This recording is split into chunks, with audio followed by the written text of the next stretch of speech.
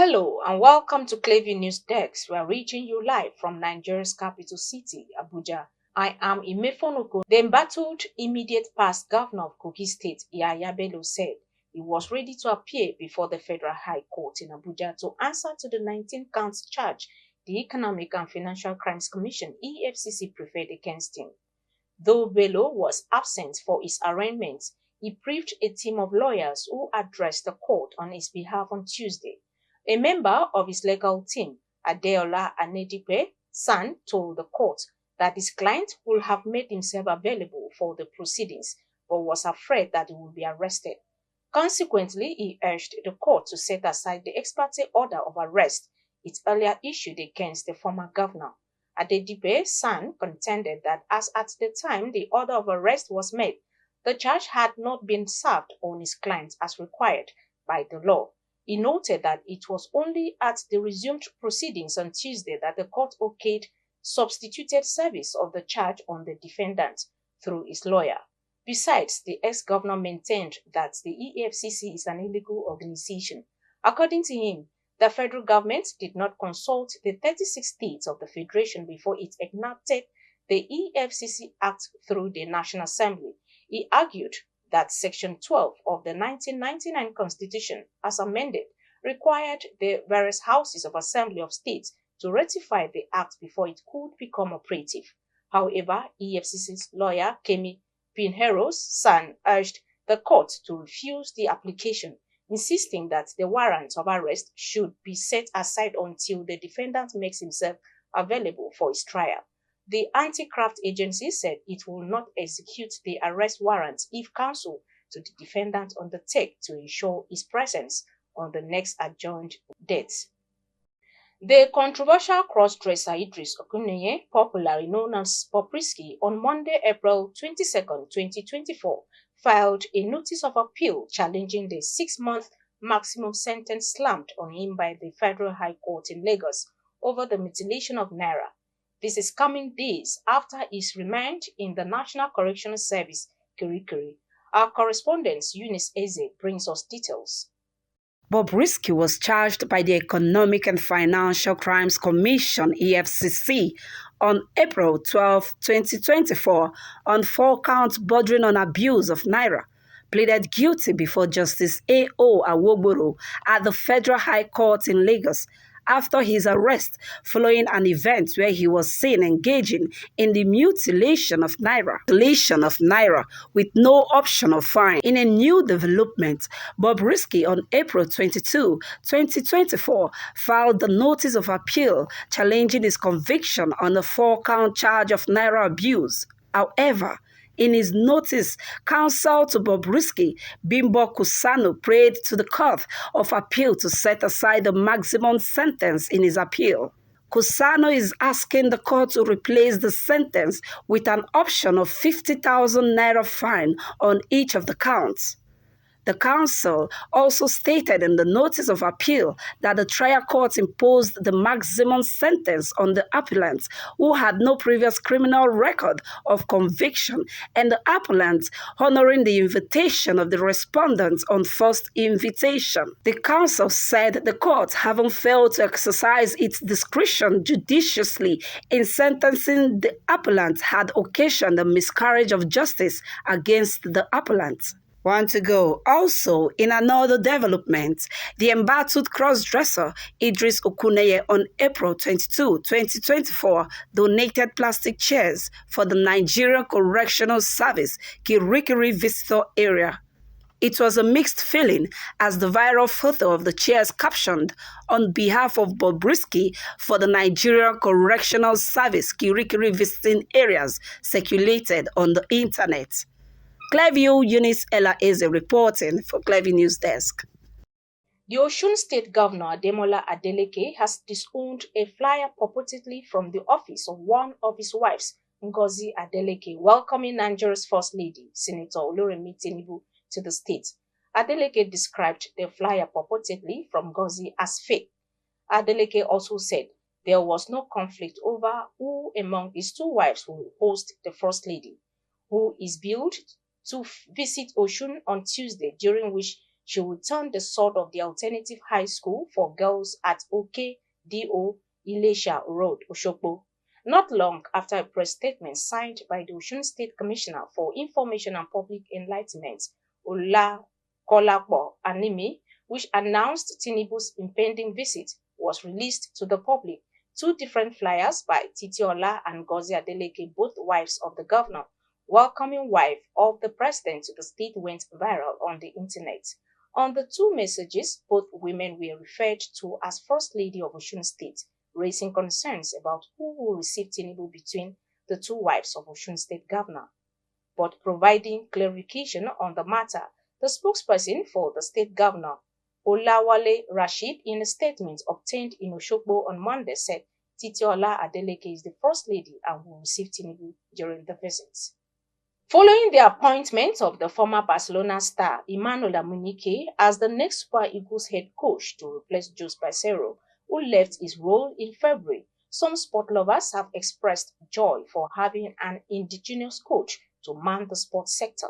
While having a time out with Clearview correspondent, they say if Amunike must succeed in his new job, he should embark on talent hunt at the grassroots instead of relying on foreign players at all times. Clearview News correspondent has the details. After screening applications from foreign and indigenous coaches over the past few weeks, the Nigeria Football Federation (NFF) has reportedly settled for the former Barcelona star Emmanuel Amunike, who led Nigeria's Under-17 to glory at the FIFA Under-17 World Cup. Reports have it that NFF's decision to hire Amunike, an indigenous coach, is due to the inability of the federation to pay a foreign hand to manage the sports federation. Against this backdrop, some sport lovers who expressed joy to the NFF for appointing indigenous coach speak on their expectations from Amunike.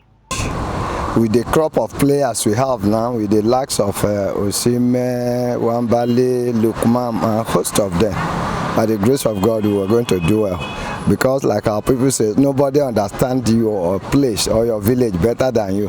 He knows the politics in Nigerian football, and he was once a player. So we are expecting that with him, we are going to get the trophy. Actually, this is tested and trusted. He was tested before at the age grades. He took under 17 to the world, and he conquered the world. He brought the cup back. So we still expect that from the Super Eagles from him. We expect good outing. That's the first thing. Being a former player, he can put in the best for Nigeria. He's the indigenous coach. That one is a clap for. I raise a thumb for him because Amunike is a star player. And if coupled with Vinny George, then we expect a better outing in this new dispensation. We expect that he will deliver because he knows the terrain. He has been a footballer himself. So the expectation on him now is that he's going to deliver, no doubt, because he knows the team in total. He knows the players. He knows the rules of the game. It's more like his home. So our expectation for him is that he should just go and give us the cup. I think payment has been a problem when it comes to Nigerian football. Players complain that they are not being paid. And now we have a Nigerian coach, which is a Nigerian, so he understands the economy of the country. And so I expect him to put more effort to the leaders so that the payments can go well and their welfare can be taken care of. Sport lovers also speak on what Amunike must do differently to redeem Nigeria's lost glory in sport. You see, one thing with football or sport in general needs a good sponsorship. Now, if the government can put more resources in sports, it will encourage not only the coach, even the players, take care of their welfare, take care of their needs, so that they can now fight and play for the nation. So I think funding is key. All the states of the federation, we have abundance of talent everywhere in Nigeria. So it's to start going for talent hunting in every part of Nigeria. For that, he will make it. But if you just depend on foreign players, just those ones that have already made their contacts abroad, I don't think that would be possible for him. But let him go back to the grassroots, go around the nation and get our best hand, and I think we'll get the work up. They should go around, scout for players who are so agile, who are still not these players that they can't play with all their hearts, because they have their hearts somewhere. They don't want to get injured because of their club. But let them look for a young talent who are zealous to play for Nigeria. That is what Westerhoff did in those days. That bring Finidi George and Munike, they go around, they organize football like festival. From there they can see the young talent that has coming up, and they brought them up. We have a lot of human resources when it comes to players, so I expect him to look at the Nigerian local football, at least go around the states and pick some of the players. We don't have to be calling players that are playing in Europe or to come back to Nigeria to play for us. At least we have a lot of players that are doing well locally too, so he should go around and observe these players and pick them. As expected, and as indigenous coach, Amunike will experience pressure from different quarters. But how should he handle local pressure? There will be pressure, but if you know what you are doing, you don't succumb to pressures. I get him. You don't succumb to pressure. When Westerhoff was there, no matter what people talk, he brings us up his team, and it's a winning team. There is no team we can compare with 1994 and 1996. That's the best outing we have so far in Nigeria team. He should not put politics or tribalism into his selection, and he should be given a free hand. Players should be chosen based on merit. Amunike was highly impressed as head coach of the Tanzania national team, guiding the Taifa Stars to qualify for the 2019 Africa Cup of Nations, their first in nearly 40 years. However, Amunike's record with Egypt's Mesreley Makassar and Zambia's Zanaco left much to be desired.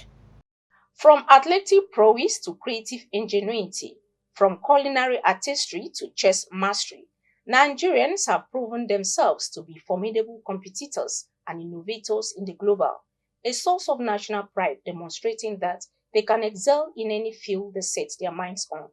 On today's focus, we celebrate an exceptional individual, Tunde Onakoya, who recently broke the world record for the longest chess marathon after playing unbeaten for more than 58 hours.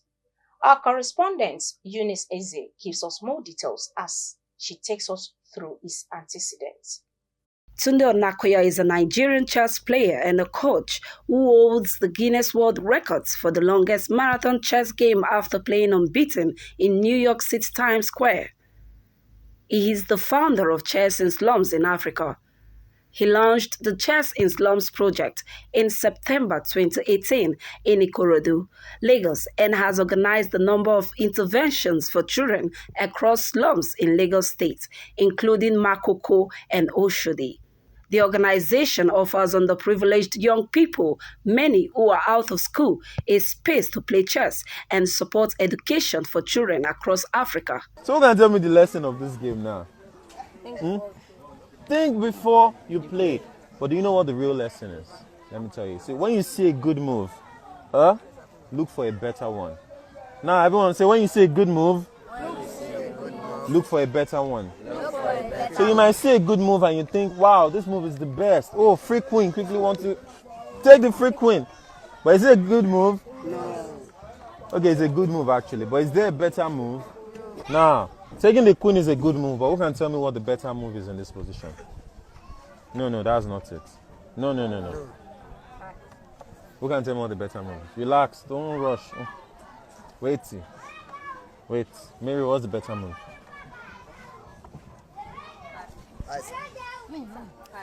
Do you know it? Yeah, Ferdinand, what was it? No, it's black to slave. Yeah, tell us. Knight times e5. Do you know why? Why is knight times e5 the better move? He's protecting this and he's attacking this. Exactly. It protects the bishop that is under attack. The queen is still under attack. So, but most people will say, free queen. Free queen. So sometimes, hello, chess players. So sometimes when you see something that is very obvious, you think, wow, this is good, let me quickly take it. In chess, you have to think. Hello, chess players. You have to think, you have to be patient. And when you see a good move, you look for a... When you say a good move, you look for a... Alright, so that's the end of my lesson for today. Did you learn something new? Yes, sir. So if you see free queen next time, will you rush to go and take it? Yes, sir. Yeah, clap for yourself. Onakoye was born in October 6, 1994 in Ikorodu. He learned to play chess at a barber's shop in a slum in Ikorodu where he grew up, being unable to pay for his secondary school, which made his mother offer to work for a school as a cleaner in exchange for his school. Onakoye went on to acquire a diploma in computer science at the Yaba College of Technology. He has won numerous awards and is ranked the 13th chess player in Nigeria. In June 2021, Chess in Slums Africa had trained over 200 children and lifelong scholarships for 20 of them. In April 20, 2024, he broke the Guinness World Record for the longest chess marathon after playing for 60 hours under the bright lights of the New York City's Times Square with intention of raising $1 million for charity to support education for children across Africa. Although the Guinness World Record Organization has not yet confirmed Onakoye's attempts, which can sometimes take weeks, for many Nigerians, the 29-year-old is already considered a national hero. Eunice Ella-Eze reporting for Clearview News Desk. You can follow up on latest events and happenings around you via social media platforms on Facebook, Instagram, and YouTube at Clearview News Desk, or via our handle on X, formerly known as Twitter, at Clearview Online.